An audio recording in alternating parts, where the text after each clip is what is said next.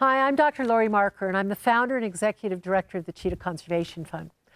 I set up the Cheetah Conservation Fund back in 1990 because I couldn't find anyone in the world who wanted to help save the cheetah. So one of our mottos is Save the Cheetah, Change the World, and we do that through our Future Farmer of Africa training program. We do that through our livestock guarding dogs.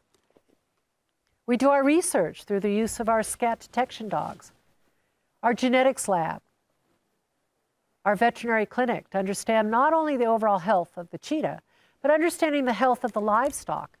And the livestock is really the basis of Africa.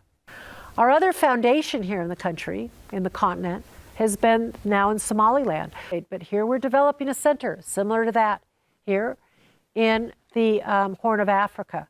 I didn't know that we were going to be doing that 30 years ago, but there we are, developing programs very similar, Future Farmers of Africa, stopping the human-wildlife conflict, helping livelihoods develop, education of children. And that's really what the future is for the cheetah, for many of the different species. This is an integrated system, and we're a part of it as people. So the Cheetah Conservation Fund is bigger than the cheetah. It's about making a place on Earth where this wonderful species can live and that we can live in harmony together. We're working in Somaliland right now, and there's also human-wildlife conflict, but that human-wildlife conflict is also leading to illegal wildlife trade, where the cheetahs are out and other predators catching livestock, and the rural communities don't know what to do, and what they've done is actually steal cheetah cubs and then tried to sell them, which is illegal in the country, against the law, and they're going into the Middle East. What we've been doing for a number of years now has been to try to understand more about why the trade is going and what we can do about it. And that's where, for the last couple years, we've been very, very active in Somaliland because we've been so involved in a lot of the community-based work. We've done awareness campaigns, we've traveled through much of the region, we've put together the governments of Somaliland and Ethiopia for regional border. We've worked with veterinarians from both Somaliland as well as Ethiopia to teach them more about the care of not only cheetah cubs if they're confiscated, but to work with the farming community to reduce that conflict, that human-wildlife conflict that we're dealing with, which is driving the illegal wildlife trade. So much of the work that we're doing in Somaliland is being replicated actually from what we've done in Namibia. Although we have to tweak it and change it, but that's really what I've spent a lot of the last couple of years dealing with, is trying to save the cheetahs in the Horn of Africa. In fact, this is not the first time that you went all the way to Audal and all the way to Selal. Yeah. And this trip, I don't think it is different, but you'll be careful with the situation because there are droughts. Yes. Yes, in all regions now. Yes. Before it was in the western and eastern region. Now it's also in the western regions. Wow. Yes. In that case, I know you'll be doing a great job, and I hope you'll be satisfied with the results. Yes. We hope. Yes, inshallah. And the other thing is that you will be going to see the governor. Yes. And the mayor, so that you can have an entry point with the government. Conversation. Yes, conversation, yes. And inshallah you will be safe and sound. And when you come back, we'll see you, inshallah. And we will with a very good report. Good. And by the way, if you see any wildlife, or you can give them water if you see them. But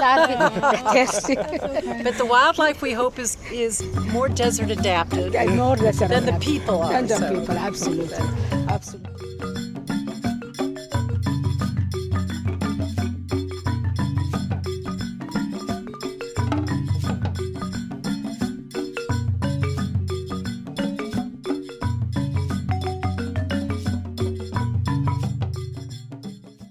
And we're with Matti here, who I met him a year ago, and he'd killed a cheetah.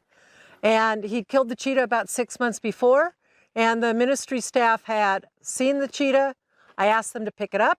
It was very smelly. They did. They had arrested this nice man because he shot the cheetah. He shot it because it had catch and killed his goats. And then in learning about cheetahs, when we met with him, he's now become one of our cheetah friends, I think we would say. And this is one of the most important areas because he said he saw cheetahs even first thing this morning. When we were driving down from Bonn, down the road, there's a riverbed over here that comes around, and there are huge trees. Cheetahs go into what are called marking trees. They like to go up into a tree, they like to mark, poop in them. So we stopped and we actually GPS'd it.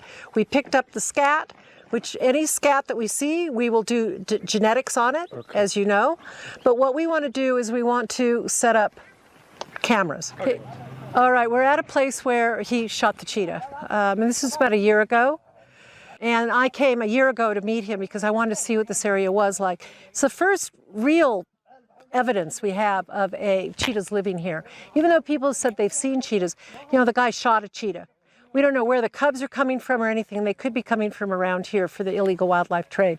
So this is where we're putting our camera traps up. We're trying to find out everything we can from this man and the team. And the team, you know, we're trying to train a whole bunch of Somaliland people.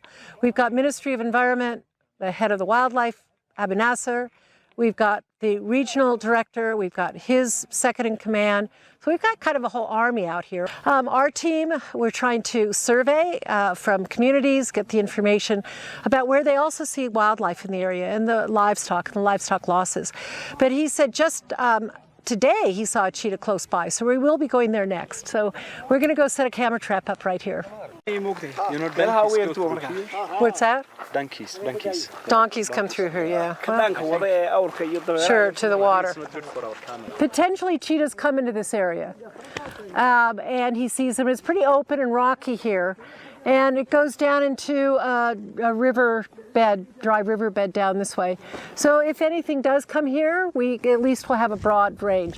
He does put his livestock here, and he said he would keep his livestock from coming here over the next couple weeks while the camera traps are up. So hopefully this will work. We might get something. It'd be nice even to get some antelope that are here, maybe a cheetah.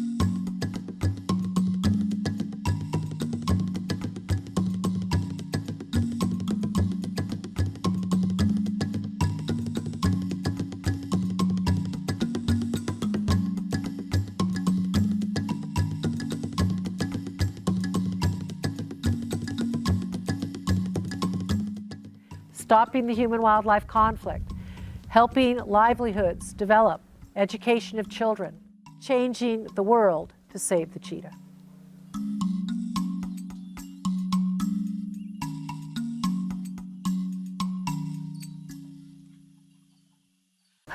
And we want to keep cheetahs living free and in the wild. Working together with the Somaliland government and the Namibian government, we're making great strides. And together we think that communities can be the solution. And we are working on all of these communities throughout Namibia, Somaliland, through our Future Farmer of Africa program to save the cheetah in the wild for future generations. And thank you for your support. You've been a major player and partner with us in the work that we're doing to save the cheetah. So to find out more about CCF and our centre here in Namibia or up in Somaliland or around the world, please visit our website at cheetah.org. There you can find ways that you can visit us, that you can help us, that you can sponsor us, and how you can help us keep the wild truly wild.